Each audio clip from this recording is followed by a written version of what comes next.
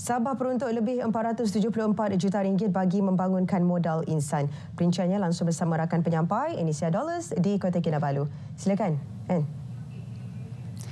Ya, dia. Kerajaan negeri memperuntukkan lebih 474 juta ringgit untuk meningkatkan dan memperkukuh pembangunan modal insan.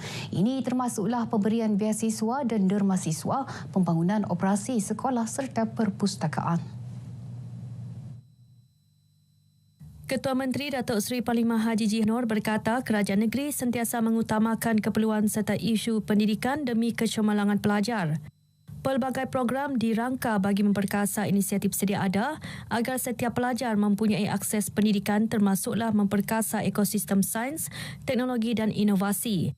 Datuk Haji G berucap sempena Majlis Apresiasi Pengurusan Sekolah MAPENS Jabatan Pendidikan Negeri Sabah tahun 2024 di Tawau.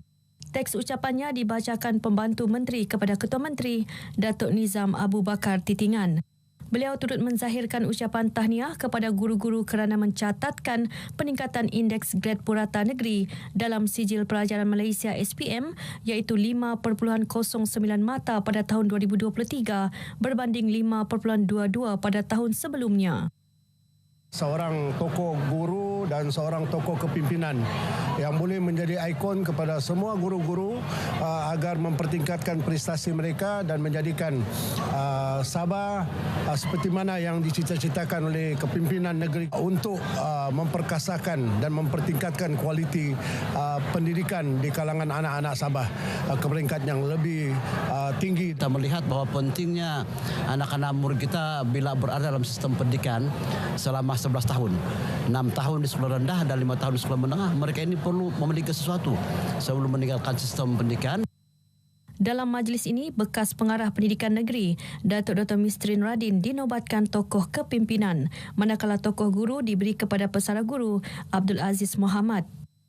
Saya berharap agar anugerah ini menjadi pembakar semangat kepada pemimpin-pemimpin yang masih berkhidmat supaya memberikan perkhidmatan yang terbaik kepada pendidikan di negeri Sabah. Terima kasih kepada pihak Jabatan Pendidikan Sabah kerana sentiasa memberi peluang dan penghormatan kepada saya, dan perkhidmatan saya bermula di SMK Pitas di sebuah kawasan pendalaman.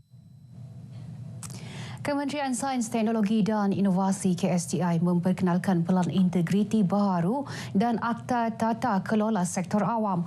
Pelan dan akta itu sebagai panduan kepada penjawat awam untuk membudayakan integriti serta tata kelola bebas rasuah. Menterinya Datuk Dr. Muhammad Arifin Muhammad Arif berkata, penjawat awam berintegriti mampu meningkatkan imej, kepercayaan dan keyakinan masyarakat terhadap kerajaan. Ia sekaligus dapat meningkatkan produktiviti sesebuah organisasi. Bagi meningkatkan integriti diri, KSTI sentiasa menumpukan program berkonsepkan persekitaran, sosial dan tadbir urus ESG.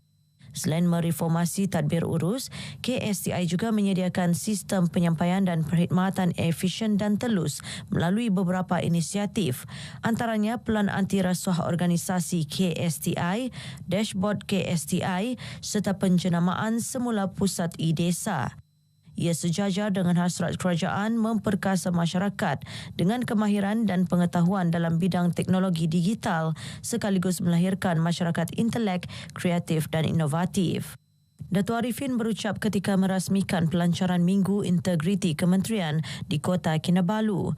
Teks ucapan dibacakan Pembantu Menterinya Datuk Harun Durabi. Pertubuhan Bukan Kerajaan NGO Sabah Society terus komited mengetengahkan aspek sejarah dan budaya di negeri ini. Presidennya Edward Liu berkata tahun ini pihaknya merancang untuk melaksanakan 2 projek besar.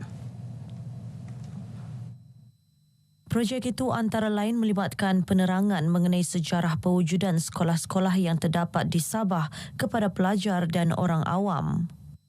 Sabah Society is we're going on 2 major projects. One is a school history project, then the other one is the medicinal plant of Borneo, of Sabah. Because he is our patron, so we must come and pay him a courtesy call because just to also let the member know that Tun is our patron, right? So the other thing is, of course, we also brief Tun on our recent activities. Beliau ditemui media selepas mengadakan kunjungan hormat terhadap Yang di-Pertua Negeri Tun Dr. Johar Datuk Mahiruddin di Istana Seri Kinabalu. Kunjungan bertujuan memaklumkan Tun Dr. Johar selaku penaung persatuan mengenai pelbagai aktiviti yang telah, sedang dan akan diadakan.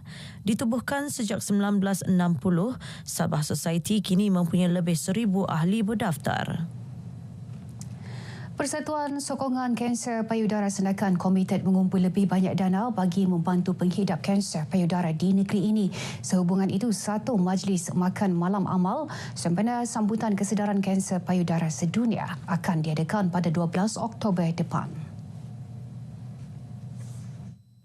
Presiden Persatuan Sandakan Pink Ribbon, Mary Alex Mansiu berkata, dana yang dikumpul untuk membantu meringankan beban kos rawatan penghidap kanser payudara selain mengisi tabung untuk kegunaan aktiviti persatuan.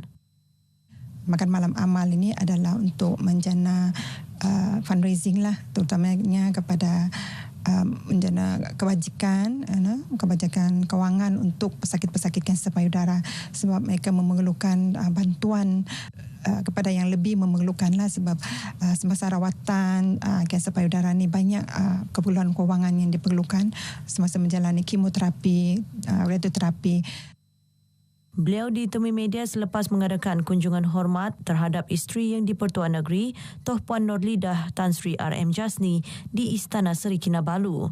Kunjungan bertujuan menjemput Toh Puan sebagai tetamu kehormat dan merasmikan Majlis Makan Malam Amal Pink Oktober 2024 serta memaklumkan peranan persatuan dalam kerja amal berkaitan kesedaran kanser payudara. Masyarakat di kawasan pedalaman Sabah disaran untuk mendapatkan nasihat dan rawatan berkaitan sakit tulang belakang. Nasihat boleh didapatkan daripada fasiliti kesihatan atau hospital berhampiran kawasan tempat tinggal masing-masing. Timbalan Pengarah Hospital Keningau Dr. Ukim Antiko berkata, pihak Hospital Keningau turut menyediakan fasiliti tersebut kepada masyarakat khususnya yang berdepan kesukaran untuk keluar ke ibu negeri bagi mendapatkan rawatan. Bagi masyarakat yang berada di kawasan pedalaman, kita tahu bahawa tidak semua orang mempunyai pengetahuan yang mendalam berkaitan dengan penyakit tulang belakang ni, sakit belakang. Kita sarankan mereka untuk mendapatkan nasihat daripada fasiliti-fasiliti yang berdekatan, kesihatan ataupun hospital. Beliau ditemui pemerintah selepas merasmikan program Rehab Back Bootcamp TOT Cluster Keningau 2024.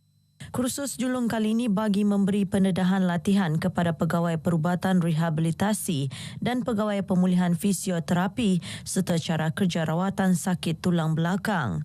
Program dijayakan Pakar Perubatan Rehabilitasi Negeri, Jabatan Perubatan Rehabilitasi Hospital Keningau, Pakar Perunding Rehabilitasi Universiti Malaya Associate serta kaki tangan perubatan dari Hospital Queen Elizabeth Kota Kinabalu.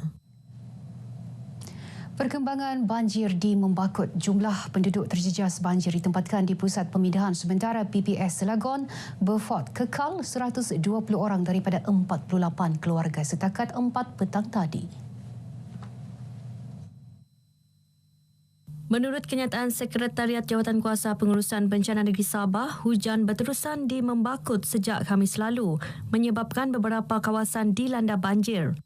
7 kawasan hotspot banjir dikenal pasti iaitu di Jalan Lembah Poring, Kampung Baitam Baru, Kampung Ulu Baitam, Kampung Lampijas, Kampung Kayai, Kampung Jambatan Baru dan Jalan Balai Polis.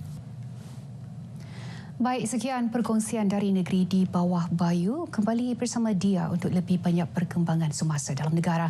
Dari sungai hingga segara Palestin pasti merdeka. Dia. Baik, terima kasih Inisia Dollars langsung dari Sabah.